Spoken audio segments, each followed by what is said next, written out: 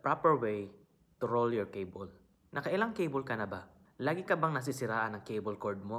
Hindi ka na masisiraan ng cable ulit. Ako pala si Kevin at ako ay isang musikerong katulad mo. Tapusin mo ang video na ito, bibigyan kita ng teknik kung paano ito iiwasan.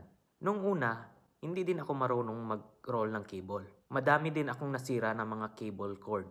1 month, 2 months, sira na agad yung cable cord ko. Kahit branded or unbranded, nasisira pa rin. Lagi ako nagpapaturo sa kabanda ko dati. Ngunit, lagi ko din nalilimutan. Hanggang sa sobrang dami, kailangan ko na i-manage yung cord ko. Kaya, nung 2020, nag-try akong nag-research kung paano i-roll ang cord. At yun, nakuha ko din kung paano i-roll ng tama ang cord. Hanggang na-perfect ko ito. Ganito usually ginagawa ng mga tao ang pag-roll. Ang ending ay masyadong magulo.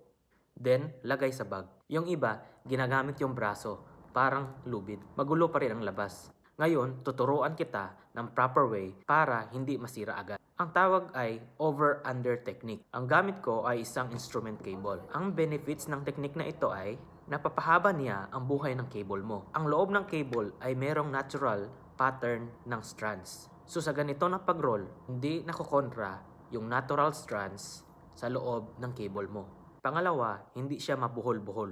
Quick release din siya. Kaya importante, lagyan mo ito ng velcro. Pangatlo, mabilis kang nakaka-set up at malinis yung pagligpit. Ang technique na ito ay pwede sa lahat ng mga cables. Kahit cellphone charger cables, earphones, basta lahat ng klase ng cable. I believe, dapat natin alagaan ang ating cable.